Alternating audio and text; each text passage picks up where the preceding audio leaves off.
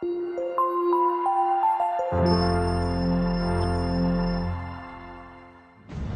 kali dituakan adalah kepala sekolah, kemudian yang kedua teman-teman dewan guru, barangkali lenggah di sini komite, kemudian yang terakhir adalah perwakilan wali santri dari kelas 7 sampai dengan kelas 9 dengan berbagai macam latar belakang profesi.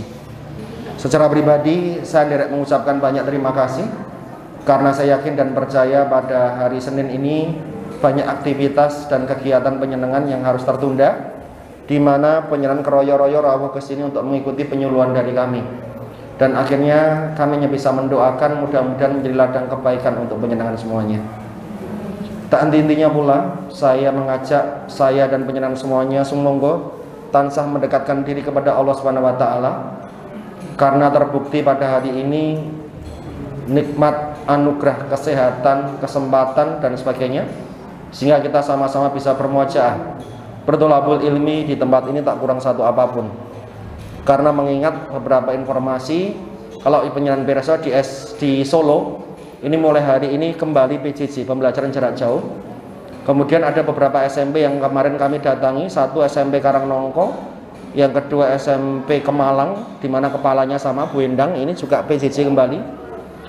Kemarin juga sempat mungkin penyenangan Mireng di SMP Negeri Tulung, ini juga kembali PJJ.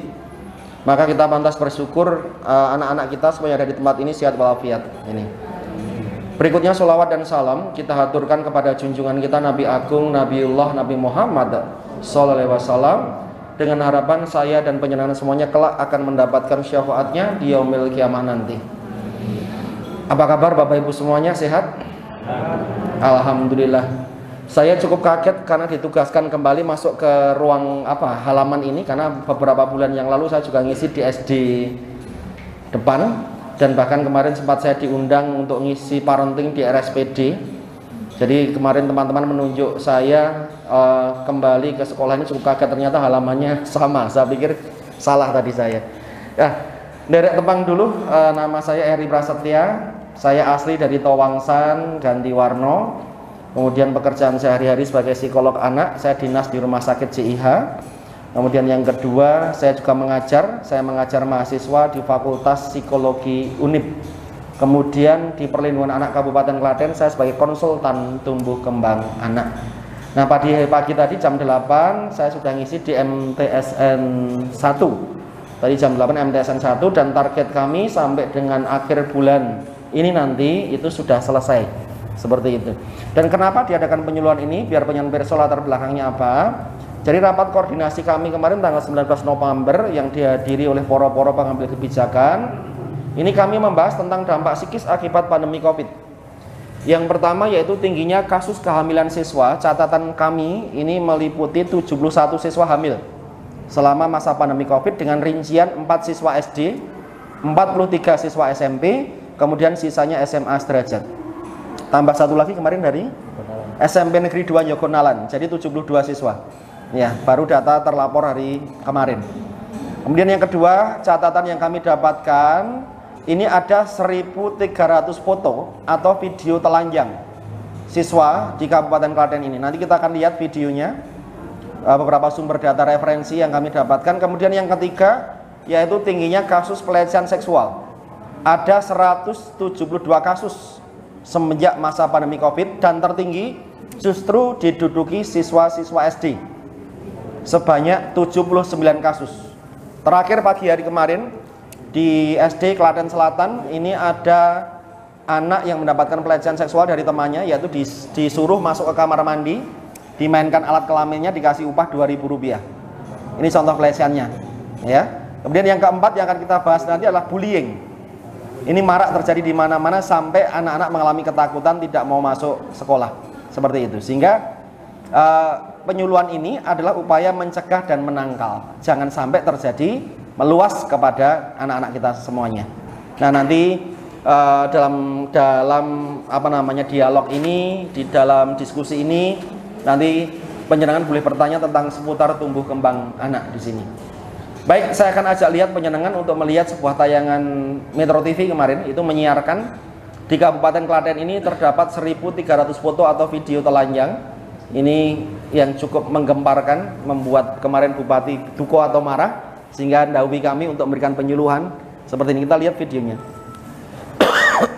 Modus baru kejahatan terhadap anak lewat media sosial diungkap oleh Barreskrim Polri lewat modus yang dikenal dengan istilah grooming. Grooming. Berupaya mendapatkan foto maupun video anak saat melakukan kegiatan yang diperintahkan pelaku. Ani Rahmi akan menjelaskan kepada Anda mengenai apa itu grooming dan bagaimana cara orang tua mencegah modus kejahatan ini terjadi terhadap anak-anak mereka dalam segmen Fact Check berikut ini. Ani, silakan. Poin dan juga pemirsa, ada 1.300 foto dan video anak tanpa busana yang ditemukan Barreskrim Polri. Sebentar, saya potong dulu ya Bu. Nanti akan saya jelaskan, kita lanjutkan nonton videonya. Saya ambil contoh kemarin di SMP Negeri 1 Wonosari, Bapak Ibu. Grooming, ini kasus baru yang baru kita dengar pada kalangan anak-anak. Jadi kemarin kami mendapati 32 siswa itu ikut grup WA, grup WhatsApp. Itu syaratnya harus menunjukkan fotonya dalam keadaan telanjang. Iya, SMP menikah. Ya, SMP. Jadi ikut grup WA itu syaratnya harus menunjukkan foto telanjang. Kemudian yang kedua yang perlu saya sampaikan pada penyanyi, grooming ini terjadi karena anak-anak sudah mengenal lawan jenis. Laki-laki sudah mengenal perempuan atau pacaran, perempuan sudah mengenal laki-laki. Nanti saya kasih lihat videonya juga. Jadi anak ini meminta video call itu sama-sama harus telanjang. Nah, itu grooming itu seperti itu. Jadi ini bukan hubungan suami istri yang di video, tidak, tapi adalah tindakan asusila yang seperti ini. Ini cukup meresahkan sekali. Jadi bahkan tidak menutup kemungkinan kenapa tingginya kasus kehamilan ini juga berasal dari sini. Karena pasangan sudah mengenal lebih jauh tentang seksual dan sebagainya, maka memaksa pasangannya untuk melakukan hubungan suami istri dan resikonya adalah hamil seperti itu. Nah, kemudian yang akan kita bahas berikutnya nanti adalah bullying. Ya, bullying. Ada pasal baru yang diterapkan oleh perlindungan anak ini pada pelaku-pelaku bullying, meskipun statusnya pelajar, itu bisa dikenakan sanksi pidana berupa pembinaan seperti itu. Nah, kita kan lihat ini kemarin terjadi di Solo, di mana kita sudah menggunakan pasal yang baru, meskipun statusnya masih pelajar, ini anak-anak pelajar bisa dikenakan sanksi juga. Kita lihat ini kemarin di Solo implementasinya ya. Ini ceritanya rebutan pacar mereka. Kalau yang rebutan pacar biasanya cowok sama cowok, ini cewek. Nah, ini dia diludahi. Nah, itu diludahi. Nah, ini dipukul, saya potong ini karena berbau kekerasan. Nah, kemudian sempat ditendang, orang tuanya tidak terima, bikin laporan polisi. Akhirnya meskipun itu pelajar dan anak-anak perempuan tetap ditangkap juga, Bu. Ini nanti akan kita bahas seperti itu. Iya, saya potong ya. Bullying, bolo-bolonan, geng-gengan, nyek-nyekan. Jangan kalau mireng di Mbasin kemarin ya, kalau nggak salah hari Jumat kemarin di Mbasin itu ada kasus yang melibatkan 5 SMP. Kemudian setelah didatangi oleh pihak kepolisian, kemudian sama pihak sekolah, ini ternyata anak ini malah nantang. Karena mereka merasa punya grup karate. Karate ini latihannya sampai yang malam-malam itu ya. Jadi merasa kebal senjata dan sebagainya, itu malah seperti ini, Masya Allah. Iya. Jadi Nyun Sewu ini yang membuat kita resah karena kemarin ditangkap tangan juga ada rantai itu dikasih gear kendaraan itu yang untuk buat senjata seperti itu. Nah, jadi ini Masya Allah ini sangat memprihatinkan sekali. Nah, belum lama ini kami melakukan riset Bapak Ibu, melakukan survei yang kami lakukan pada tanggal 20 November itu mengambil sampel sebanyak 1.500 siswa. Kami datangi ke sekolah masing-masing.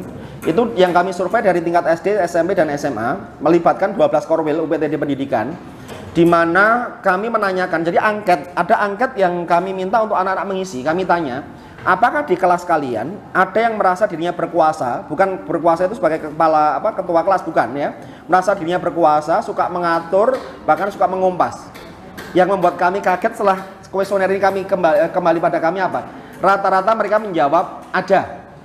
Jadi kalau kami simpulkan 92%, sehingga ketika kami mengatur supaya tidak ngawur ada data-datanya seperti itu. Nah, 92% menjawab ada. Bullying ini biasanya terjadi di luar jam sekolah, saat jam istirahat atau mungkin jam pulang sekolah. Saya akan kasih contoh ini ya. Ini ada sebuah video di mana anak SD ini dibully sama temannya, bahkan sampai dia tidak mau masuk sekolah, dipindahkan sekolah pun tidak mau. Nah, ini seperti apa yang membuat dia mengalami trauma? Ini dia videonya. Jadi anak ini pegang, pukul dari belakang, pukul dari depan, tendang dan sebagainya. Nyun sewu ini saya potong ini. Karena berbau kekerasan sekali lagi. Nanti kalau sekolah mau copy pakai flash disk silahkan lebih detail di sana. Jadi ini Bu, anak ini dipindahkan sekolah pun tidak mau karena mengalami trauma yang mendalam. Jadi nyun sewu, bullying ini sangat mengerikan sekali pada kalangan anak. Bagaimana anak-anak bisa konsentrasi penuh di dalam belajar kalau ternyata ada intimidasi seperti ini pada lingkungan anak-anak kita. Nah, ini tugas kita bersama-sama, kita akan diskusikan bagaimana mengatasi ini semuanya ya Bapak, supaya tidak terjadi pada anak-anak kita. Kita bahas dulu bullying, nanti grooming saya akan bahas berikutnya termasuk pelecehan seksual, nanti kan bahas belakangan ya. Bullying dulu kita akan bahas biar penyebabnya apa dan bagaimana cara mengatasinya. Ternyata menurut pendapat kami para psikiater, para psikolog menyimpulkan kasus bullying yang menimpa pada anak-anak ini ternyata tidak mutlak salahnya pelaku-pelaku bullying, Bu. Jadi ada sebab dan akibatnya. Ternyata pelaku bullying itu didapatkan karena pola asuh yang salah dari orang tua kepada anak, sehingga berpeluang anak-anak menjadi tokoh-tokoh pembuli seperti itu. Nah, model atau bentuk pola asuh yang salah yang semacam apa yang ternyata berpeluang menjadikan anak-anak menjadi tokoh-tokoh pembuli di dalam kelasnya, itu seperti apa? Nah, yang pertama yang mau saya bahas yaitu kebiasaan membanding-bandingkan anak. Ini hati-hati sekali Bapak Ibu, dampaknya mengerikan sekali untuk anak-anak kita ini. Selama ini kita menganggap bahwa ini tidak berdampak, tapi ternyata dampak secara psikisnya luar biasa. Nah, sebelum saya kasih tahu dampaknya apa, saya mau berikan contoh. Ini yang pernah saya alami supaya kalian punya empati di sini dan ikut merasakannya. Nah, contoh saya berikan saya sendiri mawon ya, nggak usah jauh-jauh. Alhamdulillah saya semenjak umur 2 bulan itu sudah yatim. Jadi bapak saya itu meninggal karena kecelakaan. Jadi wajah bapak saya kayak apa itu saya nggak ngerti. Nah, singkat cerita, ibu saya itu nikah lagi sama bapak tiri saya. Lah bapak tiri saya itu ketika menikah sama ibu statusnya seorang duda. Beliau ngasuh anak gawan yang jumlahnya nggak sedikit, yaitu 5. Ya, menurut orang dulu itu kalau banyak anak banyak rezeki gitu ya. 5 anak dibawa sama bapak, tinggal seatap dengan kami. Lah patutan sama ibu 1, keseluruhan 6 tambah saya 1, jadi semuanya 7. Sampai dengan kelas 4 SD, demi Allah demi Rasulullah, saya tidak pernah tahu kalau itu adalah bapak tiri saya. Karena apa? Kalau orang Jawa bilang itu gemati, sayang sama saya itu, tidak pernah kasar, tidak pernah membentak, tidak pernah memukul dan sebagainya. Tapi ada sebuah kejadian yang akhirnya membuat saya tahu semuanya. Saat saya kelas 4 SD, sore hari, saya kedatangan teman-teman untuk bermain peta umpet. Kalau bahasa kami dulu namanya delian. Jangan masih bereso nggak ini deliannya? Delian, jadungan. Saya yang tugas jaga. Saya hitung teman-teman untuk lari 1, 2, 3 dan sebagainya. Maka teman-teman selari untuk ngumpet. Nah, rupanya ketika teman-teman saya lari untuk ngumpet itu nginjak-injak tanaman yang pagi tadi bapak tanam. Nah, bapak saya itu kondur dari kerja.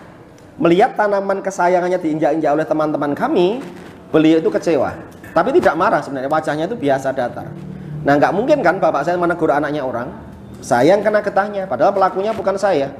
Kemudian beliau itu ngendika seperti ini, "Delokan kae, tanduranku lanyah kabeh kaya ngono. Ke esuk mau tak tandur. Kowe iki piye to? Nek anakku kae iki mudeng. Nek ora bener dibenerke. Lah kok kowe ra iso tanggung jawab iki piye?" Seperti itu. Nah, saya itu pelenggang-pelenggong kayak gitu. Saya nggak ambil pusing. Saya pikir ini omongannya orang kecewa gitu kan. Nah, saat saya mandi, saya itu tak gadok-gadok ke dewi. Tadi bapak kok ngendika aku ora kaya anake bapak, memang aku anake sapa gitu kan. Nah, saat saya kelas 3 SD itu saya pernah mendapatkan kalimat serupa dari tetangga saya, maka tak oyak. Saya sowan tetangga saya tanya, "Bu, dulu ibu pernah bilang sama saya kalau itu bukan bapak saya, bener nggak toh Bu?" Nah, karena saya tanyanya serius, maka tetangga saya itu nutupi tambuh gitu. "Enggak, itu bapakmu. Kamu kenapa kok kayak itu?" "Enggak, bener loh Bu, aku tanya tenan." Nah, saya masih penasaran ya di otak saya ini. Akhirnya supaya ya penasaran saya itu terjawab, saya tuh sowan almarhum Simbah. Saya tanya sama Simbah, "Mbah, tadi kok bapak ngendiko aku ora kaya anake bapak, memang aku anake sapa Mbah?" Simbah saya itu kaget setengah emosi. "Ngopo sampai bapakmu kok ngomong kaya ngono kuwi? Tadi bapak itu nanam tanaman terus dindak sama teman-teman terus bapak ngendiko seperti itu ke saya." Nah, Simbah itu memalingkan wajah gini tapi ternyata menghapus air mata. Saya tahu itu dan saya pegang pundak saya, itu Mbak Simbah muda saya tanya, "Mbah, Simbah nangis ya?" "Enggak, Le." "Bohong, Simbah nangis." "Enggak." Kemudian saya tanya, "Bener toh Mbah?" "Ya wis, gandeng wis ngoyak takon terus kaya itu." Tak jawab, "Bapakmu sing nang omah kae bapak tiri. Bapakmu kandung ki wis meninggal karena kecelakaan, ndak sempat dibawa ke rumah sakit." "Oh, gitu. Makamnya di mana, Mbah?" "Besok tak terke." Nah, besoknya saya ke makam bapak dan saya baru tahu detik itu kalau bapak saya sudah meninggal. Nyun sewu ya, dari kisah yang saya sampaikan ini bukan saya mengajak jenengan untuk membenci bapak tiri saya, tidak. Tadi saya matur kalau bapak tiri saya itu sayang sama saya, tidak pernah kasar, membentak, memukul, tidak pernah sama sekali. Bahkan ketika ngendiko ini pun kalimatnya itu, wajahnya itu tidak marah, seperti itu. Tapi cara beliau membanding-bandingkan saya sama anaknya bapak, detik ini pun peristiwa ini sulit saya lupakan. Dan ini yang melatar belakangnya saya kenapa saya pengen ambil sekolah psikologi. Dan akhirnya Allah kabulkan. Ini. Dan yang membuat saya takjub, yang membuat saya heran, apa yang saya rasakan ini akibat dibanding-bandingkan ini, ternyata saya banyak menjumpai pola ini dilakukan orang tua kandung kepada anak kandungnya dewasa ini. Jangan kalau nggak percaya silahkan evaluasi. Kira-kira jangan pernah mireng nggak? Atau pernah melakukan nggak? Jangan mengucapkan kalimat seperti ini. Dek, mbok kamu kayak kakakmu. Kak, mbok kamu kayak adikmu. Jujur pernah kita ucapkan ke anak-anak kita? Iya. Saya tahu tujuan penyanyi mulia, tujuannya baik, supaya anak-anak kita ini berubah dengan yang kita bandingkan. Tapi saya mau garis bawahi di sini tentang kata dibandingkan. Siapapun makhluk manusia itu ketika dibandingkan pasti nggak terima, hati kecilnya memberontak. Jangankan anak-anak kita. Coba Bu, jenengan sendiri mawon. Suatu saat garwa nyenan ngendika seperti ini pada nyenengan. Bu, mbok ibu kaya bojone kae. Kira-kira geger keden mboten rumah tangganya nyenengan? Marah? Marah. Emosi? Pasti.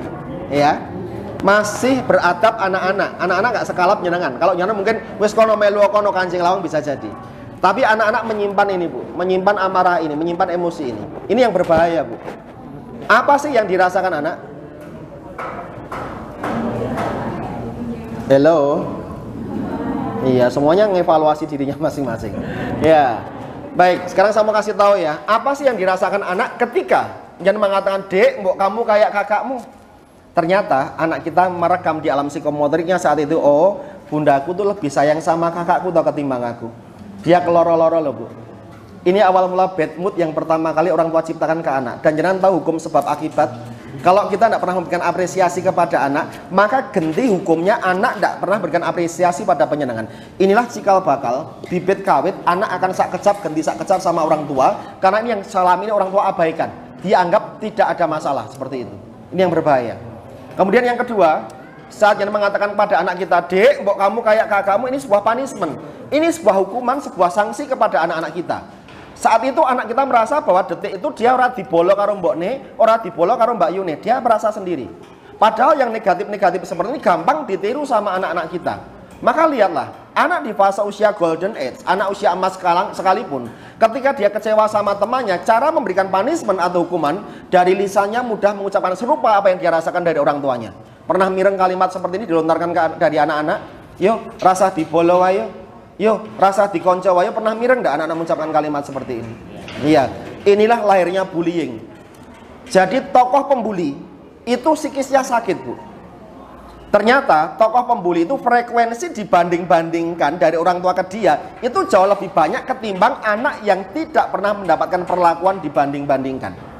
Maka saya ajak jenengan semua di tempat ini, tolong sejengkel apapun, semarah apapun, selelah apapun, ketika jenengan itu tidak kecewa dengan anak, jangan suka membanding-bandingkan anak. Pertimbangannya apa? Ada 3. Tolong diingat baik-baik. Yang pertama, diingat saudara sekandung, saudara kembar mirip identik sekalipun, itu belum tentu potensi dan karakternya sama. Jadi sampai kapanpun anak kita itu tidak pernah bisa jadi siapapun. Maka pola membandingkan adalah pola yang salah. Dan yang kedua, tolong diingat pertimbangannya, mulut kita, lisan kita ini lebih tajam daripada silet untuk melukai tanpa ampun. Lebih tajam daripada pedang. Coba tak embake kalau nggak percaya. Suatu saat jangan sowan ke bapak atau ibu jenengan. Jenengan mendapatkan perlakuan yang sama. Bapak jenengan ngendika seperti ini, "Nduk, mbok kowe kaya Mbak Yumu kae lho. Mbak Yumu kae sukses, ora kaya kowe ngerusui bapak terus. Sampai kapan kowe ngerusui bapak?" Kalimat ini mingget, Bu. Jenengan akan jaga jarak dengan kakak jenengan karena derajatnya sudah dibedakan sama orang tua jenengan meskipun kakak jenengan tidak ada di situ. Dan yang kedua, bisa jadi kalimat ini jenengan bisa bawa sampai mati lukanya. Ini. Dan yang ketiga apa pertimbangannya? Mendidik anak terlalu keras di zaman sekarang itu ndak harus mencubit, ndak harus memukul, ndak harus menendang anak. Ternyata membanding-bandingkan anak ini keras sekali dirasakan untuk anak kita. Maka tolong sampaikan pada wali santri yang lain yang tidak bisa rawuh di sini, ayo kita perangi bullying. Caranya bagaimana? Awali dari rumah kita masing-masing, sejengkel apapun, semarah apapun, jangan suka membanding-bandingkan anak. Setuju boten Bapak Ibu? Alhamdulillah. Oleh pertama penyuluhan pada siang hari ini yaitu untuk mencegah bullying. Kalau nyon sewu ya, yang kami bina anaknya manggut-manggut mengerti, bahkan kami jelaskan pasalnya. Tapi kalau anak pulang ke rumah, orang tua masih suka membanding-bandingkan anak, maka kami tidak bisa memberikan janji apakah bullying ini bisa berhenti. Karena ibaratnya penyakit inilah underane. Sumbernya penyakit itu dari pola asuh, bukan dari anaknya, seperti itu. Nah, sekarang yang kedua saya mau kasih lihat tingkat degradasi moral anak yang cukup tinggi di masa pandemi ini. Nah, apa saja itu? Yang pertama, kebohongan anak-anak. Ini sangat tinggi sekali. Saya ambil contoh ya. Kemarin saya ngisi di SMP Negeri 2 Wedi, di mana kepala sekolahnya itu dari SMP 7. Beliau ngampu di SMP 2 Wedi. Saat sesi tanya jawab, ada wali murid bertanya pada saya, padahal itu bukan ranah saya. Pak, beban ekonomi kami sudah berat. Usaha kami banyak yang gagal. Kenapa sekolah mendeadline untuk pembayaran sekian ratus ribu ini harus jatuh temponya tanggal sekian? Harapannya dia memperjuangkan wali murid yang lainnya. Ini. Nah, kemudian saya serahkan pada kepala sekolah karena bukan ranah saya. Kepala sekolah cukup kaget. Kemudian beliau ambil mic, tanya wali murid yang lain. Apakah di antara wali murid yang rabu ke sini ada juga pembayaran seperti itu? Mereka pelenggongan, lihat satu sama lain, ternyata mereka menjawab tidak. Dipanggillah guru BK, tolong checklist seperti apa daftarnya. Ada stempelnya persis punya sekolah, tanda tangan kepala sekolah termasuk NIP-nya pun persis seperti itu. Ditakyin ke anaknya, dipanggil, kemudian ditanyakan, ini yang bikin siapa? Saya, Bu. Lah kenapa? Habis saya minta duit tidak pernah dikasih sama ibu, makanya saya bikin seperti ini biar saya dapat duit. Kalau sudah dapat duit buat apa? Beli knalpot brong. Ini contoh. Ya, nyon sewu. Ini yang memang ini sudah kami prediksikan. Saat Pak Wardani masih ngaso kepala dinas, ini kami pernah diskusi sama beliau, Pak. Ini cukup mengkhawatirkan. Kenapa, Pak Eri? Karena kami melihat ya, saat PPKM, bukan PTM ya, saat PPKM kemarin, ini kalau saya amati, ini berkah pada anak-anak. Loh, kok iso berkah? Karena nilai anak-anak saat PPKM itu jauh lebih sempurna ketimbang sebelum pandemi. Bahkan saya tuh punya daftar nilai, punya fotonya itu ya, nomor absen 1 sampai nomor absen terakhir itu nilainya 100 semuanya. Jadi kalau digawe ranking itu ranking 1 KB gitu. Kemudian pertanyaan saya untuk wali murid ya, yang rawuh di sini saja deh. Saya mau tanya, ketika guru itu ngasih tugas PR, ulangan harian sampai pas penilaian akhir semester, jujur ya, yang ngerjakan siapa? 1 Google, 2 orang tua, yang ketiga guru lesnya atau orang lain, betul atau betul? Iya. Maka kami nggak heran nilai anak-anak itu jauh lebih sempurna ketimbang sebelum masa pandemi. Ini yang dianggap orang tua tidak ada masalah kepada anak-anaknya nanti. Inilah awal petaka itu terjadi, Bapak Ibu. Ya, supaya orang tua pirsa, tanggal 20 November hasil riset kami melakukan riset di 922 siswa meliputi anak yang sudah balik. Anak kelas 4 sampai dengan kelas 9. Hello, ya, supaya saya nggak saingan sama suara itu. Ya, riset yang kami lakukan, kami masuk ke kelas-kelas, Bu. Kami sampaikan sama anak masih PTM awal itu, ya 1 minggu baru PTM itu, saya sampaikan pada anak-anak, kalian besok masuk lagi. Kenapa, Pak? Ini tak kasih materi literasi berupa buku, baca, ya baca, nanti malam belajar, besok ujian bersama kami. Jangan lupa hasil ujian kalian nanti mintakan tanda tangan sama orang tua kalian setelah dikoreksi dan kembalikan lagi pada kami. Ini saya kasih muatan ke anak-anak. Siap? Siap. Hari yang ditentukan tiba. Keesokan harinya jam 8 kami datang, tidak lupa kami ngampiri korwil pendidikan. Jadi Pak penilai pengawas itu kami ajak biar perso attitude-nya anak seperti apa. Dan skenario yang tahu kami. Bahkan kepala sekolah, guru kelas pun tidak tahu skenario yang kami buat. Saat kami masuk ke kelas, kami bagi soal. Anak-anak tenang sekali. Kemudian setelah saya bagikan, kami matur sama yang ada di situ, termasuk penilai pengawas, Pak, Bu, monggo tinggalkan ruang kelas ini. Loh, katanya riset, Pak, kok ditinggalkan? Kami tidak akan lihat hasil nilainya. Lah, lihatnya dari mana? Attitude atau adabnya anak. Pak Eri taunya dari mana? Kami pasang kamera CCTV pakai portablean. Jadi kami menggunakan kamera seperti pulpen seperti ini, kami pasang, anak-anak taunya itu adalah pulpen bukan kamera. Kemudian kami menggunakan wifi-nya handphone. Ya, cukup jebol juga kuotanya karena beberapa daerah ada yang tidak memiliki wifi seperti itu. Nah, akhirnya kami ajak penilai pengawas termasuk guru-guru di kantor guru, kami bikin layar seperti ini untuk melihat apa yang terjadi dalam kelas. Ini. Kemudian mulai kami zoom, Bu. Kami perlebar, lihat wajahnya anak-anak. Mungkin jangan bisa bayangkan ya, baru kami 5 langkah keluar dari pintu kayak pasar ambiar ini. Ya, mereka itu kenapa? Karena mereka punya beban psikologi. Bakal dikasih tahu sama orang tua untuk mintakan tanda tangan. Apa yang terjadi? Materi yang kami bagi kemarin sudah pindah ke mejanya masing-masing. Mereka melakukan apa? Jiplak, nyontek, curang. Ini dikoreksi, nilainya sempurna karena memang tadi ada di buku itu semuanya. Dan orang tua tidak tahu kalau ternyata anaknya berbohong. Tanda tangan lena-leno, kembalikan lagi pada kami. Perlu penjelasan ketahui, ilmu psikologi mengatakan seperti ini. Sekali anak bohong sama orang tuanya dan tidak ketahuan, akan muncul kebohongan-kebohongan berikutnya. Dari 922 siswa yang kami teliti, ternyata hanya 2 siswa yang jujur. 920-nya tidak jujur. Ini indeks, ini petunjuk tingkat kebohongan anak-anak sekarang ini tinggi sekali. Ini salah satu contohnya sudah saya sampaikan di depan mata kami, Bu. Jadi orang tua wali murid karpe bantu memperjuangkan wali murid yang lain, tapi ternyata malah anaknya sendiri yang seperti itu. Bahkan sekarang ada modus juga. Anak perempuan ini gandeng rawani metu ning omah. Maka dia minta tolong anak perempuan yang lain untuk nyamperi dia. Ngerti nih wong tua dolane karo bocah wedok karena sing ngampiri bocah wedok. Tapi ning tengah dalan bocah lanang yang mengganti. Ini bentuk kebohongan-kebohongan yang luar biasa dan masih bentuk kebohongan. Maka saya ajak evaluasi. Apapun profesi jenengan, apapun pendidikan jenengan, kalau detik ini anak masih suka bohong sama jenengan, berarti ada yang salah jenengan cara mengasuh anak. Karena perlawanan anak zaman now itu bukan karena sak kecap ganti sak kecap, salah satunya diwujudkan dengan cara berbohong. Silakan yang tahu jawabannya adalah penjenengan, bukan saya. Saya yang mengantarkan opini penjenengan untuk mengambil kesimpulan seperti itu. Dan nyun sewu ya, saya mencoba mengutip ayat di dalam sebuah Al-Quran. Saya terinspirasi sekali.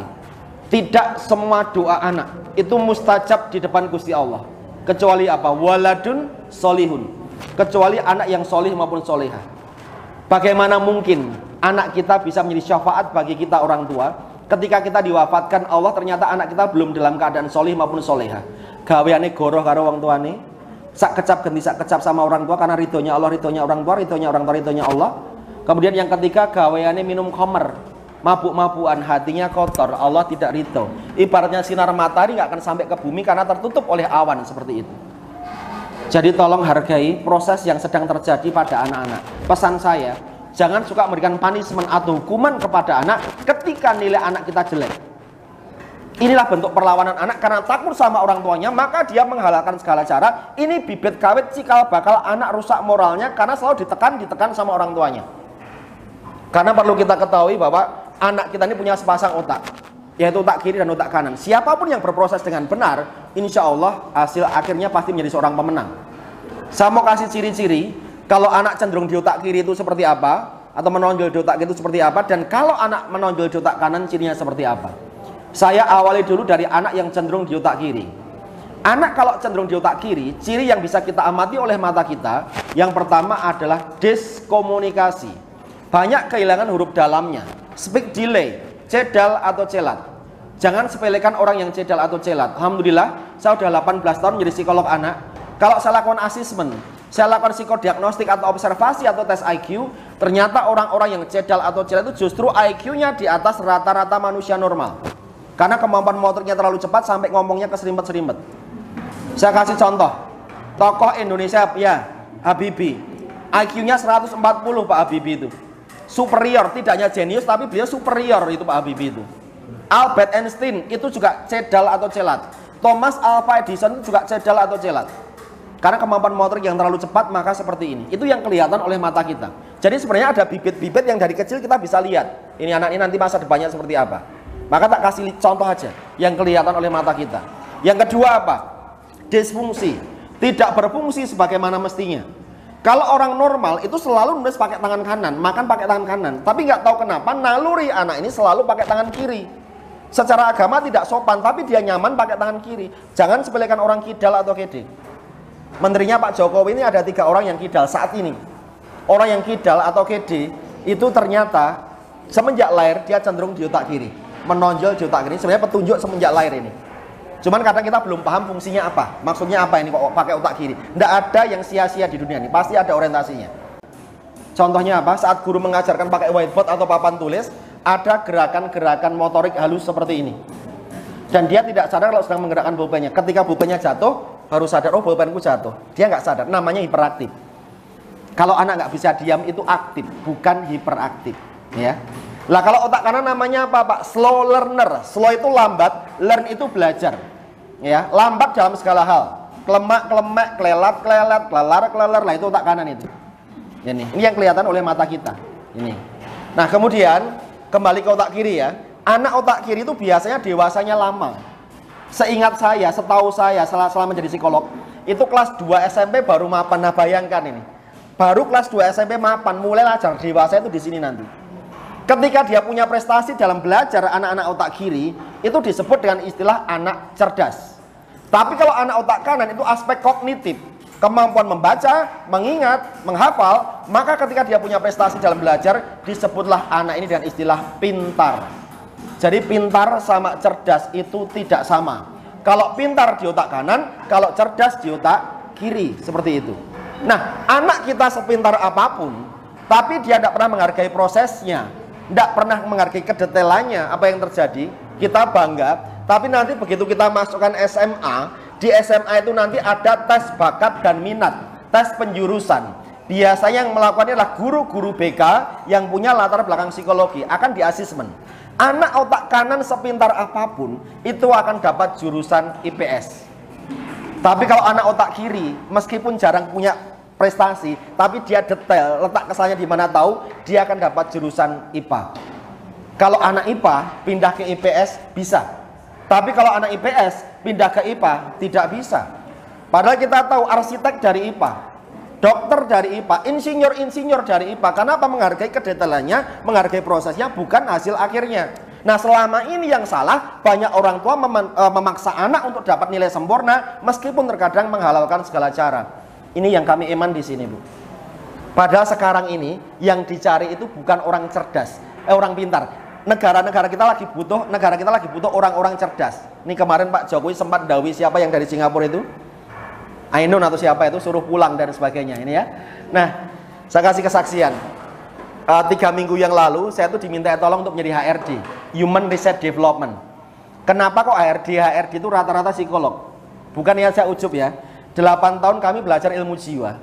Kami tahu orang itu duduk di hadapan kami, ngobrol sama kami, karakter bawaan aslinya itu kayak apa kami tahu. Melankoliskah, sanguiniskah, plekmatiskah, koreliskah. Jadi harapan perusahaan kami mencarikan orang kompeten.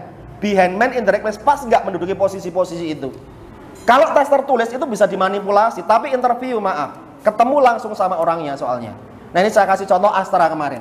5 tahun langganan saya berturut-turut itu, saya dipakai HRD di sana. Nah tes tertulis gugur sampai interview. Ini contoh pertanyaan saya. Seandainya kamu saya terima sebagai manajer area, progres apa yang kamu lakukan nanti? Kalau jawaban anak pintar itu hanya duduk, kemudian dia berteori. Oh, menurut pendapat Maslow, manajemen itu ada seni mengedukasi, mengumpulkan data, observasi dan sebagainya. Saya buka kurikulum vitae-nya, oh cum laude, pantesan. Tapi bukan ini yang kami cari. Tapi yang kami cari adalah orang yang titis. Contohnya seperti ini. Seandainya kamu saya terima sebagai manajer area, progres apa yang kamu lakukan? Pak, mohon izin, saya nggak bisa ngomong banyak. Saya pinjam spidolnya sama whiteboardnya saja, saya akan presentasi. Silahkan. Tadi Bapak menanyakan sama saya, seandainya saya diterima progresnya apa? Ini progres saya, Pak.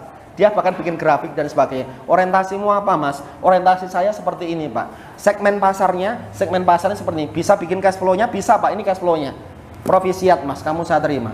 Inilah jawaban anak cerdas. Jadi ketahuan, Bu. Cerdas atau pintar. Yang dicari sekarang anak cerdas, bukan anak pintar. Anak pintar bisa dikondisikan. Ini. Maka pesan saya untuk jenengan semuanya, mendingan anak kita saat ini keras dengan dirinya sendiri, supaya nanti dunia lunak sama anak kita. Tapi kalau saat ini anak kita lunak dengan dirinya sendiri, tangi turu mengkokean dolanan handphone, leu biang-biung, gak gelem ngibadah, pegang kata-kata saya, dunia akan keras sama anak kita. Karena dunia ke depan hanya digenggam sama orang-orang yang mau menghargai waktu, bukan anak-anak pemalas. Seperti itu. Jadi menjadi bahan muhasabah untuk kita semuanya. Karena dunia ke depan hanya akan digenggam sama orang-orang yang benar-benar inovatif, kreatif dan sebagainya. Dia akan survive. Kita sudah masuk ke eranya teknologi. Dibutuhkan orang-orang yang detail seperti ini. Nah, ini Bapak Ibu, maka tolong hargailah proses anak-anak. Jangan suka marah memberikan punishment atau hukuman ketika anak-anak kita nilainya tidak sempurna seperti itu. Nah, ini yang kedua. Yang ketiga, kita akan bicarakan dari tahap ke tahap bagaimana mengasuh anak dari fase ke fase menurut pendapat kami supaya anak kita ini tidak melenceng itu seperti apa. Kita akan bahas dulu di fase usia golden age supaya tidak ada lost generation atau generasi yang hilang. Kenapa? Anak usia emas itu dihitungnya dari usia 0 sampai 6 tahun. Kenapa bukan dihitung 1 sampai 6 tahun? Alasannya apa? Ternyata betul kata Al-Quran, Bu. Saya sendiri membuktikan. Jadi mendidik anak, membentuk karakter anak itu ternyata bukan dibentuk semenjak anak lahir di dunia, tapi semenjak Allah meniupkan roh dalam rahim seorang ibu. Itu ternyata betul sekali, bukan hanya isapan jempol belaka. Bisa dibuktikankah Pak Eri? Bisa. Terutama ibu-ibu. Tolong diingat baik-baik, ikatan batin antara ibu dan anak itu kuat sekali, Bu. Namanya apa? Limbik dalam bahasa psikologi. Contohnya Pak, biar kami tahu. Misalnya ya, jangan masa menyusui anak. Kemudian jangan punya masalah besar, stres, depresi berat. Apa yang terjadi? Mempengaruhi produktivitas air susu ibu. Sehingga meskipun anak rewel, jengek-jengek kayak apapun disusu tidak mau karena air susu ibu ini tidak enak dirasakan sama anak. Jadi anak ini tahu ikatan batinnya ibu sedang punya masalah yang besar. Itu limbik. Itu padahal sudah di luar kandungan. Apalagi di dalam kandungan yang masih satu badan sama ibu. Nyun sewu ya, dulu saat saya ngambil tesis, saya itu meneliti 25 ibu hamil dan pengaruhnya terhadap jabang bayi dalam kandungan. Ternyata Bu, ketika seorang ibu yang hamil itu bawanya cemas, khawatir, takut, kemudian depresi berat, ini yang diserang anaknya itu bukan sisi fisiknya, tapi apa? Motorik atau otak anak yang akan dilemahkan. Sehingga ketika sampai 9 bulan ibu tidak tenang, tidak stabil dalam psikisnya, maka yang terjadi anak bisa lahir dalam keadaan Down syndrome, sindrom metabolik, sindrom parsial, atau masyarakat menyebut idiot atau berkebutuhan khusus. Jadi betul kata Al-Quran, mengasuh anak bukan semenjak anak lahir, tapi semenjak Allah tiupkan ruh dalam rahim seorang ibu. Maka seyogyanya ketika ibu hamil dekatkan diri pada Sang Khalik, perbanyak ibadah, zikir, tasbih, tasmih, semakin tenang semakin baik. Itu bukan karena asupan gizi atau kurang vitamin, meskipun yang dari segi apapun itu, tapi yang stres berat, maka pengaruhnya pada unsur motorik anak yang lemah seperti itu. Jadi ini kami buktikan, ini tidak hanya isapan jempol, ternyata Al-Quran sudah mendahului teknologi, ini luar biasa sekali. Ini. Nah ini jumbo ya, 2 hari yang lalu saya kedatangan pasangan suami istri dari Cawas. Ini ibu dan bapak nangis di depan kami, di depan saya. Pak Eri, saya punya 3 anak. Pripun Bunda? Anak mbarep saya SMA kelas 2. Karakternya keras. Nek njaluk saidak saanyet kudu. Boleh kasih contohnya Bunda? Baik Pak. Seminggu yang lalu anak saya itu pulang jam 11 malam, bawa motornya teman, motor sport. Ini kemudian ditabrak ke pintu sampai pecah. Bapaknya keluar dikalungi celurit. Karena selama ini anak menuntut untuk minta motor yang seperti dia bawa pinjam temannya itu. Pak, motor sing tak butuhke kaya ngene iki. Nek sampai sesuk bapak orang nukokke tak pateni. Kemudian anak yang kedua, anak SMP yang kelas 2 ini meluk bapaknya, Mas, nek Mas arep mateni bapak, pateni ono aku wae. Adiknya yang SD juga begitu. Mas tidak pernah kasihan sama bapak dan sebagainya. Akhirnya masnya itu sampai detik kemarin saat ketemu dengan saya itu belum pulang, Bu. Masih selalu minta untuk dibunut ke motor dan sebagainya. Nah kemudian ibu ini cerita sama saya, pripun Pak Eri, tolong saya dikasih solusinya. Baik, saya akan mencoba membantu jenengan, tapi saya mau tanya-tanya dulu supaya saya tahu sumber referensi yang mau saya sampaikan pada jenengan itu seperti apa. Saya tanya sama ibu, Bu, tolong jawab jujur sama saya, pripun anggenipun jenengan kula wentah Kang Putra saat jenengan hamil anak pertama sampai dengan anak yang ketiga. Beliau cerita secara singkat, Pak, saat saya hamil anak pertama, jujur suami saya ini belum paham menjadi imam. Kami masih adaptasi. Nek dekoyo, nek duwe penghasilan itu disai dewi. Ndak pernah saya dikasih. Setiap gajian hari Sabtu, karena seorang tukang, setiap gajian hari Sabtu suami saya itu mewujudkan barang, entah beli beras, telur atau apa, karpe cukup bentekan sampai seminggu lagi. Itu manajemen yang bagus sebenarnya. Dan istrinya yang nerimo, tetap diterima seperti itu. Tapi ada kejadian saat beliau hamil 4 bulan, pagi hari sudah matur sama suami, Mas, aku engko sore diparingi duit, aku meh nyumbang. Yo. Kepiake gawe sore hari minta, mana Mas, aku meh nyumbang. Dikasih. Cara ngasihnya uangnya disebar. Kemudian ibu ini menguti satu persatu, menahan air mata, matur nuwun ya Mas, aku nggak jadi minta, aku masih ada kok, tenang saja. Muncul motivasi tapi menyimpan dendam. Keesokannya beliau itu jual ayam potong setiap jam 3 subuh sampai jam 10 fajar baru pulang. Setiap hari sampai melahirkan anak pertama. Kemudian saya tanya lajeng, jangan kalau saat bobot hamil anak kedua dan seterusnya pripun Bunda? Alhamdulillah Pak. Saat saya hamil anak kedua, suami saya ini mendapatkan pekerjaan di pondok, bangun pondok maksudnya. Hampir 2 tahun baru selesai. Nah, lingkungan pondok itu mengedukasi suaminya ketika ada adzan semua berhenti untuk derek sholat. Kalau ada kajian majelis ilmu, semuanya harus ikut dan sebagainya. Lama-lama suaminya paham jadi imam itu seperti apa. Bahkan di rumah rajin saum, kemudian rajin sodakoh dan lain-lain. Stop, saya udah tahu arah pembicaraan kemana. Pripun Pak Eri, saya belum selesai. Silakan menjadi bahan muhasabah untuk kita semuanya.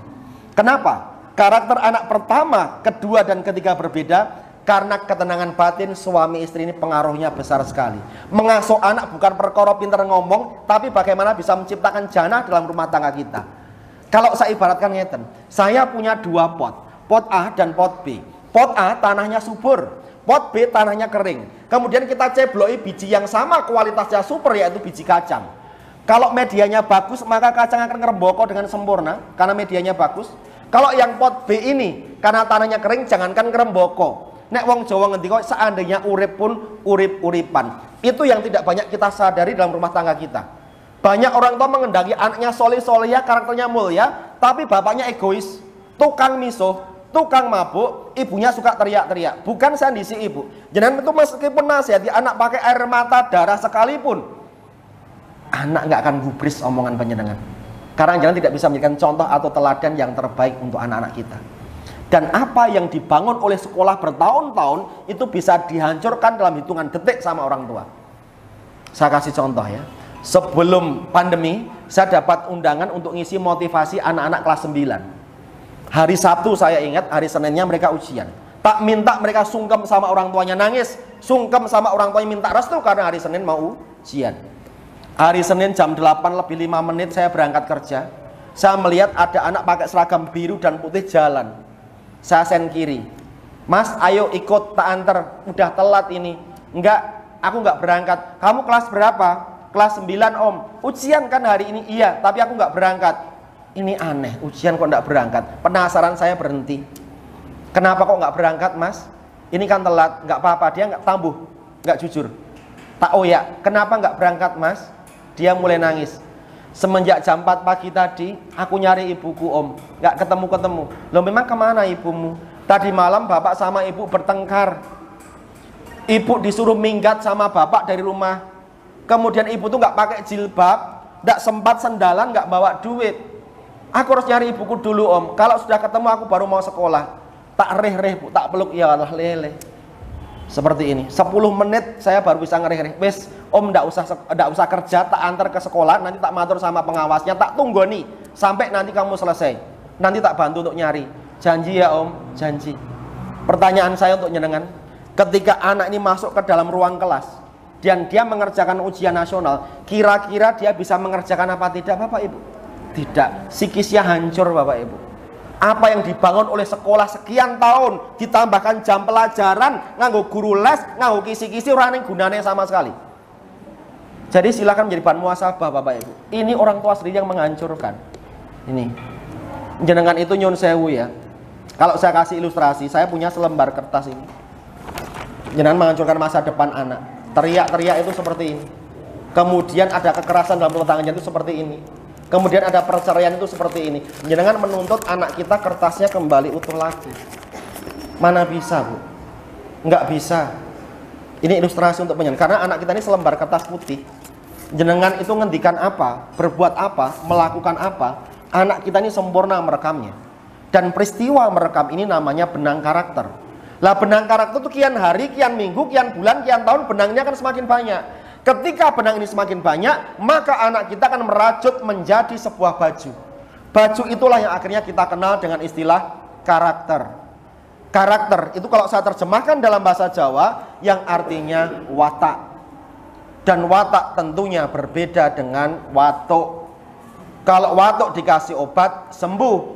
Tapi kalau watak benang-benang tadi disulam menjadi baju, mau diurai jadi benang lagi susah. Jadi perbuatan yang di rumah itu akan menjadikan watak anak-anak kita. Jangan salah, watak itu bukan keturunan, bukan genetik. Kalau keturunan Allah tidak adil. Lah mosok dulu bapaknya seorang pencuri, bapaknya seorang pemabuk, tukang beto, apakah anak turunnya harus seperti itu? Enggak. Watak itu terjadi karena kebiasaan yang dia lihat, dia dengar. maka menjadi watak. Kalau saya gambarkan ngeten mawon biar lebih detail. Saya punya telur raja wali, tak ngeremke ning ngone ayam, netes. Ketika ayam ini ngeremi dan netes, pertanyaan saya, apakah bentuknya telur ini nanti ketika netes seperti ayam? Tidak. Seperti apa? Raja wali. Tapi lihatlah, kebiasaan raja wali kecil ini nanti sampai mati bakal mengikuti kebiasaan ayam. Itulah watak. Tergantung di tangan siapa anak diasuh. Meskipun ibu kagungan suami yang keras kepala, tukang ngamuk, tukang marah, di tangan ibu yang soleha, di tangan ibu yang sabar, insya Allah peluang anak soleh itu di depan mata. Jangan suka menyalahkan takdir. Banyak orang ibu-ibu yang suka mupus, Pak, saya single parent, suami saya dolim sama saya, meninggalkan anak-anak dan saya tidak pernah dinafkahi dan sebagainya. Tutup masa lalu, Bu. Orang yang berkualitas itu tidak pernah hidup di masa lalu dan tidak pernah hidup di masa datang. Do the best and let God do the rest, kata Rasulullah. Lakukanlah yang terbaik setiap saat, seolah-olah hari besok itu terakhir bagimu di dunia. Maka saya sampaikan, tutuplah masa lalunya dengan jadilah ibu yang tegar untuk anak, sekaligus bapak untuk anak. Maka masa depan anak dari tangan seorang ibu yang handal akan menjadi anak yang soleh maupun solehah. Tepuk tangan untuk ibu-ibu yang handal di tempat ini. Ya, jadi saya sampaikan pada penyenang semuanya, tidak mutlak salahnya anak, seperti itu. Mungkin kita juga bertanya-tanya. Sekarang pertanyaannya, kalau sudah terlanjur, mungkin sering yang ditanyakan sama saya, Pak, kalau anak saya sudah terlanjur suka misuh, anak saya sudah terlanjur menyimpang perilakunya, anak saya sudah terlanjur kecanduan handphone dan sebagainya. Mari kita diskusikan di sini. Belajar dari alam. Alam ini sebenarnya mengajarkan banyak hal pada kita. Maka orang Jawa dulu itu titis di sasmito. Jangan kalau pirsa langit gelap, langit mendung, kalau tindakan siap-siap ngasto apa? Siap-siap ngasto apa? Sebentar, sebelum saya lanjutkan, Bu, yang di belakang sana, saya mau tanya, jenengan saat ini duduk di ruangan ini sadar apa tidak? Yakin? Oke, tolong tirukan arti sadar menurut musikologi ya. Siap pakai gerakan tangan, terutama ibu-ibu yang di belakang ya. Sadar adalah, monggo, 1, 2, 3. Sadar adalah menyatunya badan dengan pikiran. Sekali lagi, bareng-bareng, 1, 2, 3. Sadar adalah menyatunya badan dengan pikiran. Demot-demot ya. Sadar itu nyawi jini, manunggali antaranya badan dengan pikiran itu sadar. Sekarang saya mau tanya sama jenengan di sini, tolong jawab jujur ya. Saat ini badan jenengan ada di sini bersama-sama saya, betul? Tapi saya tidak yakin 100% pikiran jenengan ada di sini bersama-sama saya, betul? Loh kok betul, jalannya mau sadar. Tadi kan saya tanya sadar, yakin. Pribadi yang paripurna adalah pribadi yang mampu menyatukan di mana badanmu berada, di situ juga pikiranmu berada. Ini yang membuat kita tidak bahagia, Bu. Asal muasal kita tidak bahagia itu karena kita tidak pernah menyatukan badan dengan pikiran. Ini, kalau kita bisa menyatukan badan dan pikiran, ketika kita sholat pun kita rindu sama Allah, maka sholat kita khusyuk. Ini cerminan saya katakan, jangan biasakan yang seperti ini. Ya, apalagi nyuruh saya bukannya saya ujub, narasumbernya psikolog ini, Bu. Ya. Jadi saya bisa sedikit, meskipun saya ngomong ini saya bisa membaca pikiran penjenengan. Ini bukan sekali lagi niat saya ucap, maka biasakan itu kalau ada majelis ilmu, majelis taklim, dengarkan. Karena itu diutus Allah dan sebagainya untuk sama-sama mereka dan penjenengan ini untuk belajar menjadi pribadi yang jauh lebih baik lagi. Ngatain ya Bunda ya? Baik. Saya nggak tahu kenapa, mungkin tadi lihat keluar, lihat dan sebagainya, maka fokus bentar aja, saya nggak lama-lama. Baik, semua pakai tanda-tanda ya. Bahkan misalnya jenengan itu ngorokannya kering, itu tanda apa? Haus. Kalau haus silahkan minum, itu saya mewakili kepala sekolah mau dipun unjuk. Ya. Kemudian ada bencana misalnya tsunami, kan ada tanda-tandanya, gempa dasar lautan, air laut surut dan sebagainya. Semua itu pakai tanda-tanda. Cuman kita ini peka apa enggak, Bu? Contoh ya, tanda-tanda perubahan pada anak secara psikis. Jenengan mundut ke handphone anak, kemudian handphonenya sudah disandi, dikunci, itu tanda saya katakan. Kalau anak solih, anak soliha, tentunya dia akan jujur, Bunda, ini handphonenya tak sandi. Bunda kalau mau tahu sandinya, ini sandinya. Ini. Jadi silakan evaluasi apa yang mau saya sampaikan ini. Jangankan anak-anak, coba garwo nyeran itu ke kamar mandi bawa handphone. Kemudian ngecas handphone ditunggoni, ya tanda itu saya kata. Nanti akan muncul cerita layangan putus jilid 2. Ya. Kemudian jadi cuci bajunya anak ada lubang-lubang kecil. Ini bisa saja anak mulai merokok.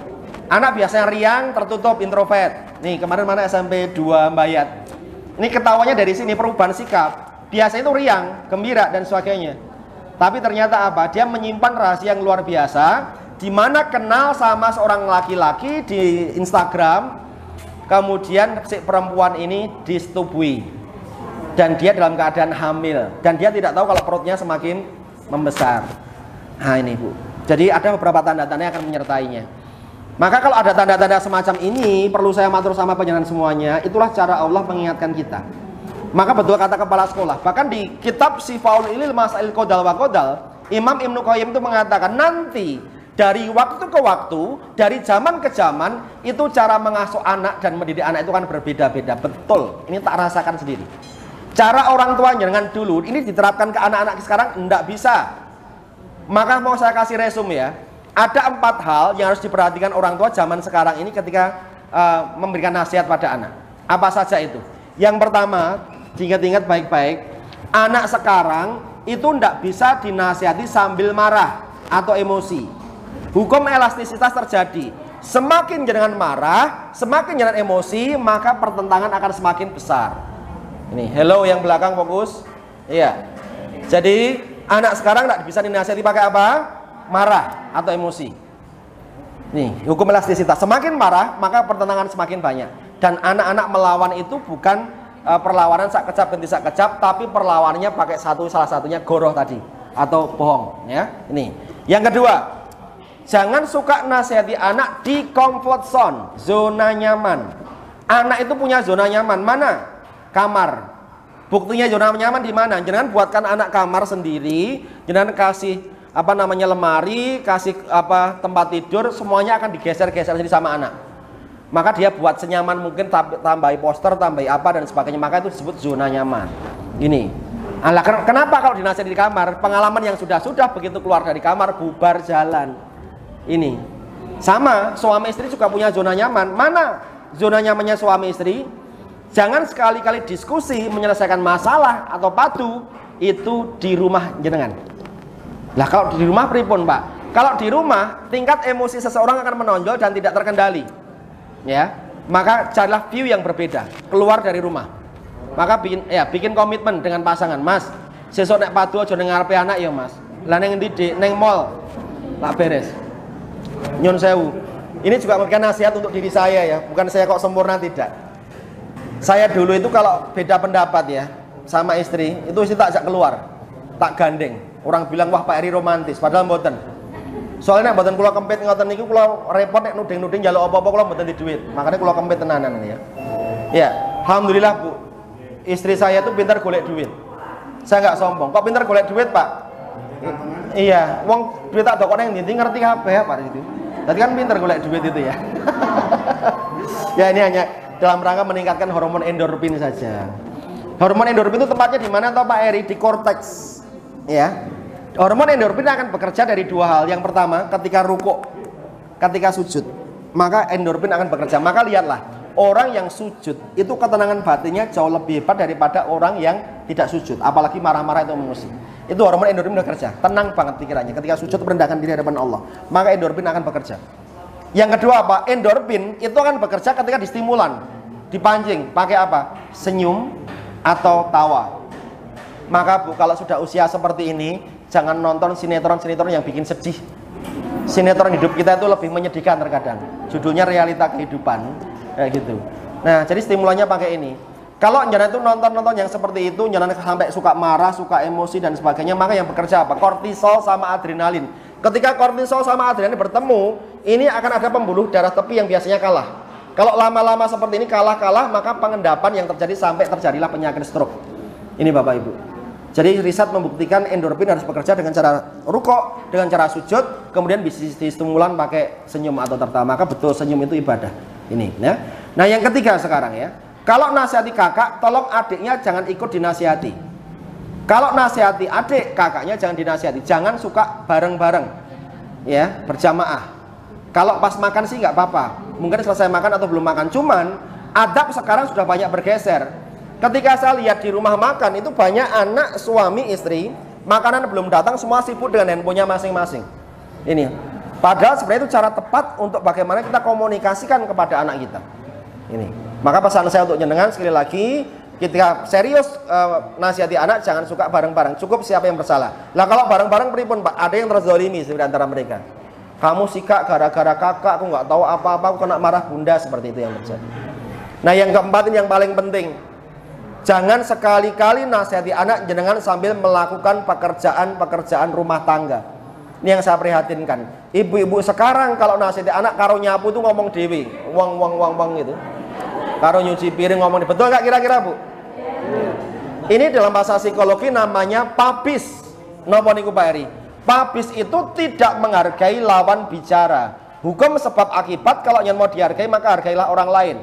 Sama seperti anak kita, meskipun darah daging kita masih kecil, tolong kalau komunikasi yang benar. Papis itu contohnya ngaten ini.